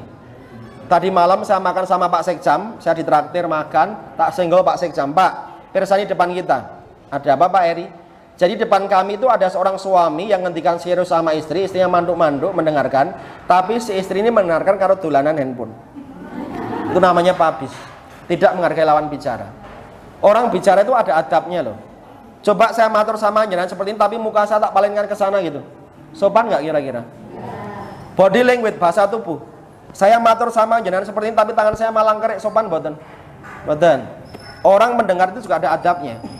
Coba ya, jenengan itu curhat sama teman jenengan sampai nangis, harapannya supaya dia mendengar curhatan jenengan. Nah teman jenengan itu kan tiga seperti ini, wes cerita kak, popo tak rungok awake dhewe kan kanca wis suwe. Nah aku ora apa-apa ya karo dolanan game-game ku tanggung itu. Jengkel mboten kira-kira Bu? Sama. Jangan kalau nasihati anak karo nyapu, karo ngepel, karo nyuci piring, apa yang terekam di otaknya anak? Wes biasa mbokku kaya ngono kae. Akan masuk telinga kanan dan keluar telinga kiri. Nah sekarang terjawab sudah. Kenapa kid zaman now? Kenapa anak zaman sekarang dinasihati susah? Itu bukan perkara nasihatnya. Kalau nasihatnya nanti tak acungi jempol mesti bagus. Mana ada sih orang yang berikan nasihat jelek ke anak? Nggak ada. Cuman letak kesalahannya di mana? Caranya yang salah. Nah ini ketemu. Dari zaman ke zaman beda. Kalau zaman dulu mungkin kita diperenguti bapak atau mungkin seperti ibu, kita ngerti. Karena konsumsi kita hanya dari sekolah dan dari rumah. Kalau anak-anak konsumsinya dari handphone. Jadi mereka punya tingkat idealis keluarga yang bahagia itu kayak amanah dari apa yang dia lihat ini Bu. Jadi nggak bisa diterapkan. Semakin dia mengkonsumsi banyak ini, maka tingkat idealisnya mereka, apalagi yang liberal-liberal itu menganggap bapak ibu itu seperti ini. Maka lihatlah orang-orang di sana, orang Eropa itu. Nek ngundang bapak nih, ngundang jenenge. Jos mau kemana Jos? Itu ngundang bapak nih. Adabnya nggak ada loh. Jadi kalau kita ini dibawa ke sana nggak bisa karena konsumsi kita seperti itu. Maka kalau jangan mau simpulkan siapa kita, lihatlah apa yang kita lihat. Itu akan menentukan siapa kita. Lihatlah apa yang kita dengar. Lihatlah apa yang kita makan. Lihatlah apa yang kita lakukan. Itu akan membantu untuk menyimpulkan siapa penjenengan. Kalau setiap hari itu nontonnya hanya TikTok terus, ini lama-lama mempengaruhi kepribadian kita. Jangan mendengarkan tentang gibah atau lama-lama mempengaruhi kepribadian kita. Jangan makan uang haram dan sebagainya, lama-lama mempengaruhi kepribadian kita untuk menghalalkan segala cara. Ini, maka ini untuk membantu menentukan siapa kita, apa yang kita lihat, apa yang dia dengar. Maka rajinlah datang ke majelis ilmu, majelis taklim, supaya apa yang kita dapatin jauh lebih banyak untuk belajar seperti itu. Ini, maka dari apa yang saya sampaikan tadi Bu ya, kalau mau nasihati anak tak kasih contoh. Ini, pastikan jangan harus dalam keadaan good mood. Jangan marah. Ini, marah tidak akan menyelesaikan masalah. Ini. Bahkan Rasulullah mengatakan ketika engkau marah dalam keadaan berdiri, maka duduklah. Ketika duduk tidak menyelesaikan amarahmu, maka rebahlah. Ketika rebah tidak menyelesaikan masalah, ambillah air wudhu, maka tenangkan hati, jiwa dan pikiranmu. Seperti itu. Kemudian mulai panggil anak kita, nak sini nak, ada apa bunda, duduk sini, bunda mau ngomong sama kamu. Ada apa bunda? Inilah cara mendewasakan anak dan dia akan lebih cepat dewasa ketimbang umurnya. Nah, bunda tak ngomong sama kamu, dengarkan baik-baik. Ada apa bunda? Kamu kok bentar-bentar nyuwun duit tau sama bunda? Kamu nggak kasihan tau sama bunda? Ya bunda, habis teman-temanku pada jajan, aku minta boleh nak. Tapi lihat, bunda kan nggak kerja, bapak juga lagi sakit. Kita lagi butuh banyak duit. Tapi nggak apa-apa, ini tak kasih duit buat jajan kamu. Demi Allah, demi Rasulullah, Allah bekerja di otak anak ini. Dia akan peluk ibunya, maaf ya bunda, aku nggak tahu kalau bunda nggak punya duit. Karena apa? Harus kita komunikasikan. Kalau nggak kita komunikasikan, anak sekarang tidak pernah tahu Bu. Pegang kata-kata saya, hari besok 360 derajat anak berubah. Ketika temannya ngajak jajan, ayo jajan. Enggak, aku habis makan. Dia bijaksana menyampaikan, tidak menyalahkan ibunya. Ini. Padahal dia cara mengendalikan diri seperti ini. Nah, sampai kapan kamu nggak mau sholat? Apakah harus nunggu ibu terbujur kaku untuk mau sholat? maaf ya bunda, aku mulai besok mau sholat dan sebagainya. Pak Eri, ini handphone murid saya yang saya sita atas permintaan orang tuanya. Loh, kenapa kok disita pada film pornonya kah? Enggak Pak Eri, coba Bapak lihat. Rupanya anak kelas 6 ini sedang gandrung sama adik kelasnya kelas 5. Jangan tahu panggilan sayang mereka apa? Mami sama papi. Jadi yang cowok dipanggil papi, yang perempuan dipanggil mami. Nyon sewu, bunda, ayah boleh mentertawakan anak nih. Tapi hati-hati pesan saya, naudzubillah min dzalik. Itu pun juga bisa terjadi pada anak-anak kita. Alasannya apa? Ingat, anak-anak di rumah itu prioritasnya adalah kasih sayang ataupun cinta. Kalau rumah kita sudah tidak ada cinta, saya kasih contoh. Anak pulang sekolah mau matur sama ibunya, ibunya sudah pasang muka yang seram. Apalagi bapaknya, dia mau cerita sama siapa? Hanya sahabat yang dalam genggaman inilah yang menjadi sumber ceritanya dia. Dari status Instagram, status YouTube, dan sebagainya seperti ini. Mulai mengenal lawan jenis. Ini nyun sewa, apalagi kalau kita punya anak perempuan. Ini bapak-bapak imam yang ada di depan saya ini. Nyun sewu, kalau yang punya anak perempuan, cinta pertama anak perempuan itu wajib hukumnya jatuh cinta pada imamnya, kepada bapaknya. Jangan salah, ini bukan secara syahwat, bukan secara nafsu, tapi secara idealis. Karena apa? Anak perempuan lebih pakai perasaan, kalau anak laki-laki lebih pakai analogi atau logika berpikir. Saya kasih contoh, ini paradigmanya anak perempuan. Ya Allah, itu loh bapak sama ibu bertengkar, bapakku tuh diam saja. Bapakku tuh orangnya sabar banget. Itu di mata anak perempuan. Apa yang terekam di perasaannya? Ya Robbana, suatu saat kalau aku menikah, aku punya imam, aku mau imamku tuh sesabar bapakku itu. Ini yang saya sebut dengan jatuh cinta pada karakter bapaknya. Tapi ketika seorang imam itu berani menampar ibunya anak perempuan di depan anak perempuan, atau ngusir minggat, atau menalak cerai, jatuhlah kehormatan seorang bapak di hadapan anak perempuan. Inilah salah satu alasannya kenapa anak perempuan sak kecap ganti sak kecap sama bapaknya, karena kehormatan seorang bapak dihancurkan sendiri sama imamnya. Ini, jadi ini cinta. Kalau anak-anak sudah dapat cinta di rumah, insya Allah anak-anak akan mendapatkan sempurnaan cinta itu dari kedua orang tuanya, seperti itu. Nah, ini yang saya scroll lagi handphone ini. Anak kelas 6 itu bilang begini sama pacarnya, Mami itu sayang gak sih sama papi? Sayang. Kalau mami sayang sama papi tak video. Kalau kan udah biasa, mami masuk kamar mandi, mami mandi, papi juga mami ngapain? Papi mau lihat mami mandi itu kayak apa? Dosa pi. Saya pikir itu nggak jadi karena emojinya itu emoji marah. Nah, ternyata si papinya bilang berarti kalau mami nggak mau, mami nggak cinta sama papi. Cinta, tapi kan dosa. Ya sudah, kita putus. Ya udah pi, sekali aja ya. Saya scroll, ternyata kejadian. Kedua anak ini telanjang itu video call. Tak pikir berhenti sampai di situ. Saya scroll lagi handphonenya hampir tiap hari, Bu. Ini loh, Bu, yang berbahaya sekali. Sampai anak tidak tahu batas mana rawannya, mana bahayanya seperti ini. Hati-hati, itu bisa terjadi pada anak-anak kita. Nah, inilah saatnya kita mendiskusikan ini di sini. Saya menunggu sesi tanya jawab dari penyenangan tentang gadget, tentang handphone dan sebagainya seperti itu. Monggo, saya berikan sesi tanya jawab ini pada penyenangan sebelum saya closing statement. Silahkan. Terima kasih Bapak. Sebelum saya menjawab pertanyaan Bapak, Nyong Sewu, mungkin cerita penyanyi tidak jauh seperti apa yang saya rasakan secara pribadi, ya. Kenapa kok saya suka memberikan materi dengan penuh semangat ini pun juga ada latar belakangnya. Bisa jadi waktu saya hanya jadi psikolog itu saya hanya akan duduk di belakang meja atau mungkin janjian untuk konseling dan sebagainya. Nah, Nyong Sewu, dulu saya itu seorang lawyer, seorang pengacara sebelum jadi psikolog ini. Gara-gara meninggalnya anak saya satu-satunya, saya itu punya anak satu saja. Ujian saya itu kalau saya kisahkan dalam buku yang namanya Life is Beautiful, hidup itu indah, saya nulis buku itu. Jadi semenjak kecil saya yatim, setelah saya tahu kalau ternyata itu bukan bapak saya itu menarik diri dari kehidupan mereka. Saya tambuh, saya nutupi ibu, aku tak derek simbah. Lah ngopo le?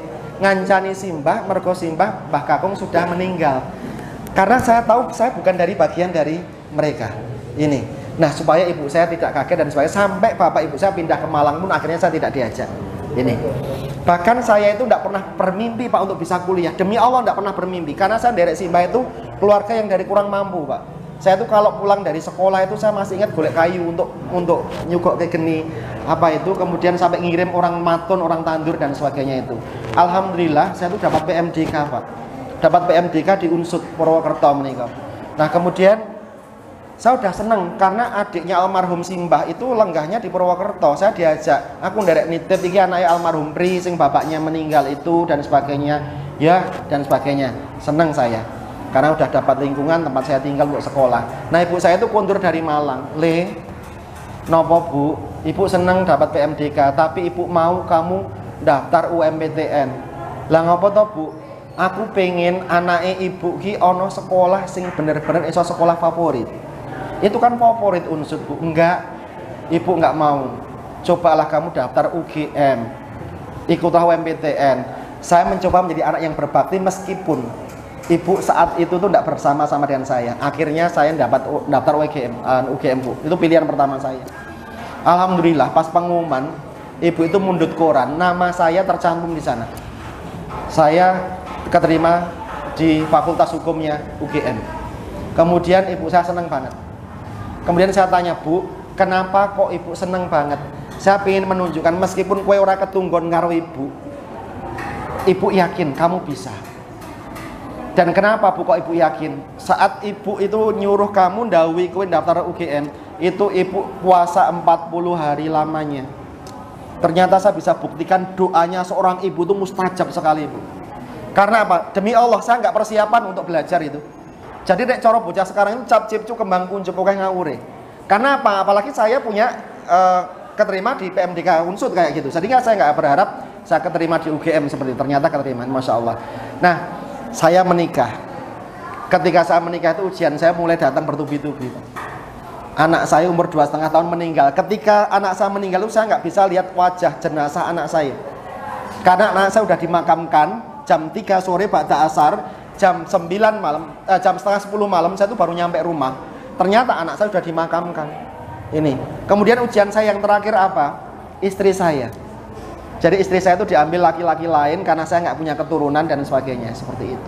Dan itu pun ketika saya melepas dengan kedua tangan saya ikhlaskan. Jadi saya pernah ada di titik di mana saya itu hidup nggak mati nggak. Jadi orang itu ngeludahi saya pun mungkin saya nggak akan membalasnya. Saya nggak udah punya kekuatan untuk karena saya selalu kecewa semenjak kecil saya kecewa. Dulu waktu untuk makan bakso saja bapak saya itu mundut ke anak-anaknya. Saya itu lewat nek wong nalar itu harusnya diundang ke yo anakku tak jajak nih bakso. Enggak. Ini baju lebaran Idul Fitri anak-anaknya bapak dipundut ke, saya juga tidak dipundut ke. Jadi kecewa sering kecewa itu saya wis kenyang, Pak. Sudah kenyang sekali dengan kecewa itu. Sehingga saya itu orang duwe arep sing kepiye meneh ndak punya. Jadi Allah itu mau mundut saya kapanpun itu saya siap. Saya tuh dapat hidayah sepele, Pak. Jadi rumah saya di Mino itu kebetulan dekat Masjid Agung. Ada kajian Ahad pagi yang ngisi almarhum Ustadz Arifin Ilham. Nah, beliau cerita tentang hadis riwayat Ibnu Majah yaitu ahlul musibah ahlul afiyah. Nah, jadi di padang mahsyar nanti manusia itu akan dibagi dua golongan, ahlul musibah dan ahlul afiyah. Ahlul musibah itu golongan orang yang selama hidupnya selalu mendapatkan ujian demi ujian. Jadi Allah itu cintanya ke kita bukan ditunjukkan dalam sebuah nampan perak isinya kunci rumah, kunci mobil, perhiasan, tidak. Tapi Allah akan mengirimkan sepucuk surat cinta berupa ujian. Dalilnya di mana? Bacalah surah Al-Baqarah ayat 155 sampai 157. Ayat 155 Allah berfirman, akan datang satu waktu aku akan menguji imanmu. Kamu akan kehilangan harta benda, orang-orang yang kamu sayangi termasuk aku berikan penyakit untukmu. Namun berikanlah kabar sukacita bagi orang-orang yang sabar. Ternyata tidak ada timbangan yang mampu menimbang di dunia tentang pahalanya orang sabar kecuali bersama kekasih Allah. Kemudian yang kedua, monggo Bapak. Kemudian yang kedua, ayat 156 Allah berfirman, ketika aku mengujimu, hendaklah engkau ucapkan inna lillahi wa inna ilaihi rajiun. Semua berasal dari aku dan akan kembali padaku. Dan ayat 157 Allah berfirman, beruntunglah bagi orang yang tahan uji, sebab mereka mendapatkan rahmat dalam kurung petunjuk dariku. Ini. Kemudian saya dengarkan beliau bercerita. Saat di padang mahsyar Allah menegakkan misannya. Di padang mahsyar perintahkan usuhu, hisab terlebih dahulu ahlul musibah. Tidak lama kemudian para malaikat sampaikan kepada Allah, ya Rabbana, sesungguhnya dosa mereka sudah ringan karena engkau hisab saat mereka hidup di dunia. Apa pertanyaan Allah kepada ahlul musibah? Ahlul musibah, at-ta'rifuni, apakah kalian mengenal aku? Aku mengenal engkau. Walah nur, walah cahaya. Dulu aku buta, aku bisu, aku tuli, aku miskin, dan sebagainya, aku sengsara. Tapi sekarang aku sempurna di hadapanmu. Apa perintah Allah? Udkhulul jannata, bersamalah kamu ke surga. Mereka menolak. Aku nunggu Abi sama Umi. Mana Abi Umimu? Ternyata masih dalam hisab. Kemudian Allah perintahkan mansilah, afiyah, khairan, kedudukan, kekuatan, kebaikan bersama-sama orang tuamu ke surga. Ternyata menjadi syafaat bagi orang tuanya, Masya Allah. Dan akhirnya mulai dari situ saya sowan ke Ustadz Arifin. Ustadz, saya tak nderek belajar ilmu agama. Lu bapak kan sudah tua, kok mau belajar ilmu agama? Nggak apa-apa. 1,5 tahun saya mondok di Gunung Sindur, Pak. Saya belajar ilmu agama. Pulang dari mondok, saya dirikan pondok pesantren. Saya punya pondok pesantren namanya Baitul Ilmi. Ini. Jadi pondok ini satu-satunya di Indonesia lah pondok anak difabel, anak berkebutuhan khusus. Santri saya 422. Saya dulu nggak pernah berpikir bagaimana bisa menghidupi mereka, karena mereka rata-rata anak yang dibuang sama orang tuanya. Malu punya anak seperti ini. Ini ternyata inilah Allah itu mau pakai saya, termasuk saya berdakwah di demi Allah nggak ada yang bayar kami, Pak. Demi Allah nggak ada yang bayar kami. Ini kami relawan, Bapak Ibu. Jangan mendengarkan saya, alhamdulillah. Nggak pun nggak apa-apa. Yang penting saya ajak jangan sampai yang terjadi seperti saya, karena saya pelaku. Nggak cuma teori saja. Ini Milo, Bapak Ibu, mari berproses dengan benar. Jadi tadi Bapak ngendiko, ini kalau saya setiap sampaikan materi itu karena saya pelaku, Pak. Jadi saya tuh mengajak jangan sampai terjadi pada diri kita, rumah tangga kita hancur dan sebagainya, namun kita terpuruk. Seperti itu akhirnya anak-anak yang terkena dampaknya. Terus kembali pada pertanyaan jenengan tadi, insya Allah anak-anak otak kiri itu ketika digiring dan proses yang benar, itu akan mendapatkan prestasi-prestasi yang luar biasa, bukan prestasi dunia. Maka selalu saya sampaikan, jangan pernah iri dengan anak-anak yang punya segudang prestasi dalam ilmu mereka, tapi inilah anak-anak yang ahlinya surga. Seperti itu. Inilah dengan anak-anak yang semacam ini. Di tempat kami, Pak, ada anak yang buta tapi khatam Al-Quran. Di tempat kami, Pak, ada anak yang tidak punya kaki tapi sholatnya dari sunnah, sholat fardu. Ini luar biasa sekali, Pak. Saum Senin Kemis mereka lakukan itu kurang lebih sudah sampai 15 tahun lamanya. Saya kalah dengan mereka. Ini ahlinya surga, penduduk surga yang tinggal di bumi seperti itu. Nah, jadi Bapak mari berproses dengan benar. Maka ngomong anak itu tidak sekedar ngomong secara kalimat dan kata-kata, bawalah ke dalam doa kita. Namanya visi multi indrawi. Selesai dzikir, maka bayangkan kita masuk ke alamnya zat. Jangan mau anak yang seperti apa, anak yang bangun miturut, unggah-ungguhnya ada, bayangkan di situ Allah akan izinkan itu terjadi. Tapi hati-hati pesan saya, ketika kita dikabulkan, bisa jadi kita akan dijatuhkan dan diuji lagi dalam dosa istidrat. Saya pernah buktikan juga. Saya dulu mau bikin pondok itu gambarnya seperti apa, belum punya gambaran. Begitu ada gambarnya dikasihkan saya, tak visikan dalam doa saya. Persis dibayar cash sama Allah. Yang membangunkan orang lain seperti itu detailnya. Tapi ini saya imbaki. Suatu saat kalau jangan melakukan seperti ini, doa-doa seperti ini, jangan punya minta mobil, minta rumah mewah, dikabulkan sama Allah. Tapi yang melalai, maka jatuhlah dalam dosa istidrat. Karena jangan lalai dengan kenikmatan dunia. Insya Allah, Pak. Mari mong anak kita dengan doa, insya Allah mudah-mudahan doa mereka nanti akan kembali lagi pada kita untuk memberikan syafaat yang terbaik bagi kita. Subhanallah. Ngaten. Baik, closing statement saja dari saya. Ya, ini kalau kita bongkar materi ini nggak akan pernah selesai karena cukup panjang cakupannya. Saya akan kasih kesaksian di mana di rumah sakit tempat saya bekerja itu ada kejadian yang sangat tidak masuk akal yang akhirnya membuat kami juga para dokter itu tawadu semua belajar istiqomah. Ada seorang anak yang dinyatakan sudah meninggal karena jantungnya bocor. Tapi begitu ibunya masuk ruang ICU dan menggendong jenazah anak ini, lalu ibu ini berdoa kepada Allah, tiba-tiba air mata ibu ini menetes tepat di mulut dan tangan dari jenazah anak ini. Apa yang terjadi? Allahu Akbar, anak ini hidup kembali. Kita saksikan dahsyatnya doa seorang ibu. Ya, kita lihat video ini diambil dari kamera CCTV. Seorang ibu yang melahirkan anak kembar tapi salah satunya tidak bernafas, sampai akhirnya dokter mengatakan dia meninggal. Kemudian sang ibu pun mulai anak sampai berkata, apakah kau tidur wahai anakku sayang, bangunlah. Tak lama kemudian sang anak pun bernafas kembali dan menangis. Subhanallah, ini dia videonya, mudah-mudahan menginspirasi kita semuanya. Iya, kedua anak ini terlahir kembar, namun yang satu ini meninggal karena jantungnya bocor. Ini yang meninggal ini. Ini karena banyak cahaya jadi kurang tajam ya. Saat bapak ibunya ini masuk ke ruang ICU, anak sudah dinyatakan meninggal selama 2 jam lamanya. Jenazah akan dibawa pulang. Awal mulanya ibu ini sabar, nggak nangis. Tapi begitu melihat polosnya jenazah anak ini, ibu ini mulai nangis, nggak sabar dia.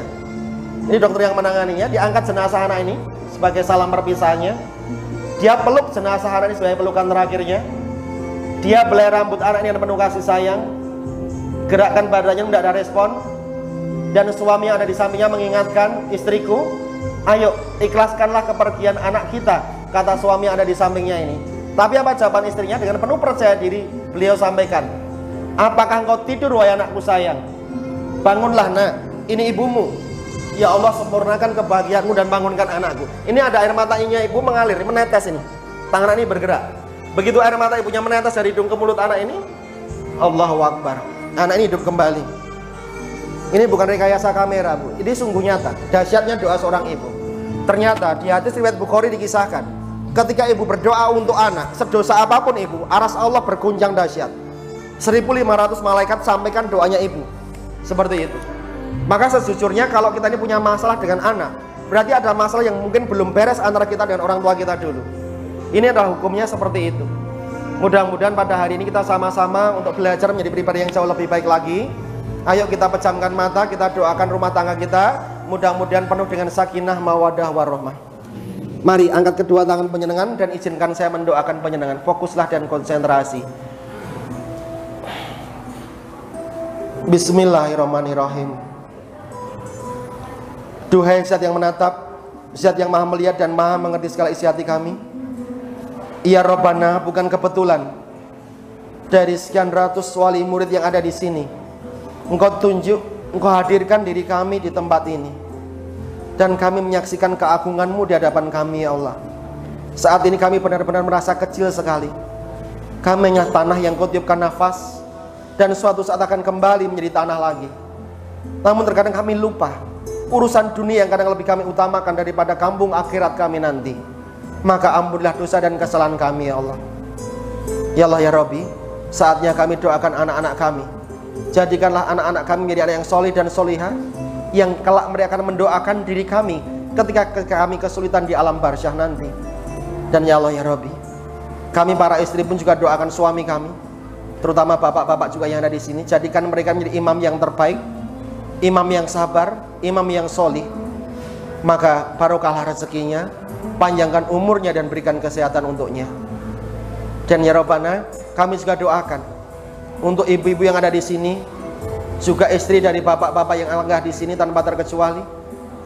Jadikan ibu dan istri kami adalah bidadari surga yang terbaik untuk kami. Istri yang solehah, sabar akan pembagian takdirnya, sabar akan anaknya, sabar akan pasangannya.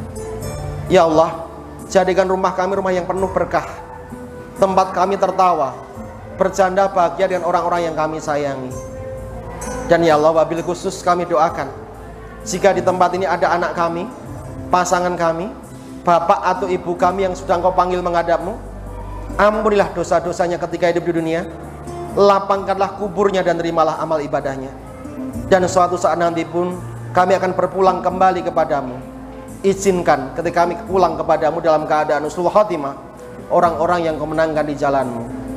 Dan ya Allah, ya Rabbi, jika saat ini kami merasa dulu kami sebagai anak pernah durhaka sama kedua orang tua kami, maka ampunilah segala kesalahan kami.